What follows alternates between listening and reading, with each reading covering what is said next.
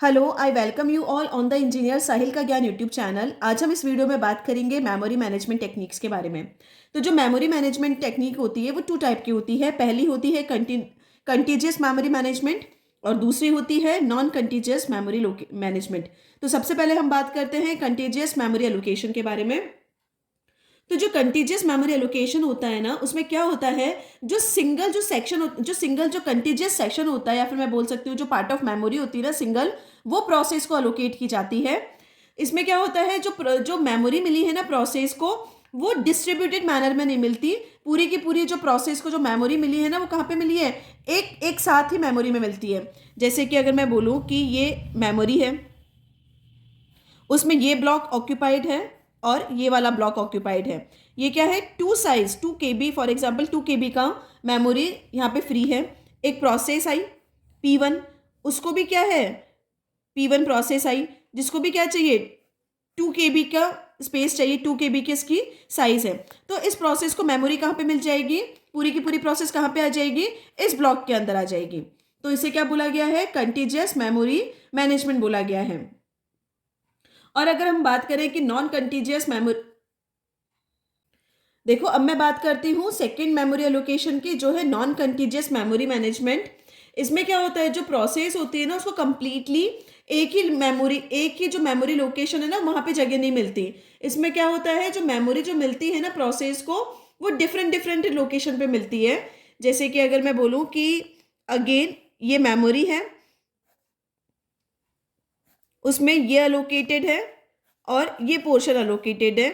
यहाँ पे क्या है, 2 KB यहाँ पे फ्री है और 1 KB यहाँ पे फ्री है। अभी प्रोसेस आई, प्रोसेस की साइज है 3 KB की, ठीक है। तो क्या होगा, जो 2 KB का जो प्रोसेस का जो साइज है ना, वो तो यहाँ पे मिल गया, और जो रिमेनिंग 1 KB का जो प्रोसेस है ना, वो यहाँ पे अलोकेट हो गया। तो क्या हो गया, इसके अंदर जो प्रोसेस को जो मेमोरी मिली ना, वो अलग अलग लोकेशन पे मिली है। तो ये था डिफरेंस कंटीजियस और नॉन कंटीजियस मेमोरी लोकेशन में। देखो, कंटीजियस और नॉन कंटीजियस के बाद में अब एक बार हम यहीं पे समझते हैं कि फ्रेगमेंटेशन क्या होता है। जो फ्रेगमेंटेशन होता है ना, वो दो तरह का होता है, इंटरनल और एक्सटर्नल। इंटरनल फ्रेगमेंटेशन और एक्सटर्नल फ्रेगमेंटेशन। तो इंटरनल फ्रेगमेंटेशन क्या होता है, जैसे कि ये मेमोरी है, ठीक है। अब क्या हुआ, ये मेमोरी के ब्लॉक बना हुआ है 4 KB का, यहाँ पे ये बना हुआ है 4 KB का, और ये बना हुआ है 2 KB का। अब फॉर एग्जाम्पल, अब कोई प्रोसेस आती है जिसकी साइज है 3 KB की, तो क्या करेंगे, ये जो 4 KB का ब्लॉक है ना, ये इस 3 KB की प्रोसेस को दे दिया फ्रेगमेंट।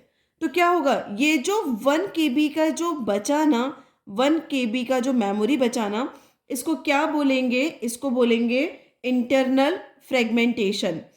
कि क्या है, ये पूरा का पूरा ब्लॉक कितनी साइज का था, देखो 4 की साइज का था, प्रोसेस आई 3 साइज की, तो 3 साइज की जो प्रोसेस है उसको अलोकेट कर दिया। लेकिन जो 1 KB का जो ब्लॉक बचा ना, अभी क्या है, अनयूज्ड मेमोरी है।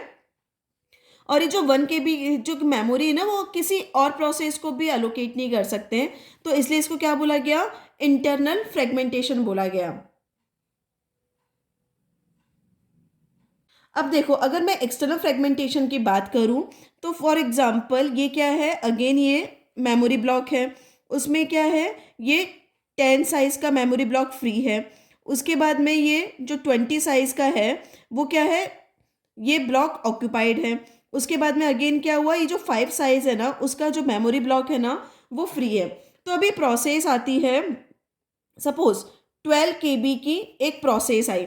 अब क्या है कि यहाँ पर क्या है, सफिशिएंट स्पेस है, कितना 10 और 5 15 का स्पेस अवेलेबल है। और जो प्रोसेस को कितना कितना मेमोरी चाहिए, 12 KB की मेमोरी चाहिए। लेकिन जो मेमोरी है ना, कंटीजियस फॉर्म में नहीं है, तो हमें ना इस प्रोसेस को अलोकेट नहीं कर सकते। तो इसे क्या बोला गया, एक्सटर्नल फ्रेगमेंटेशन बोला गया। ये जो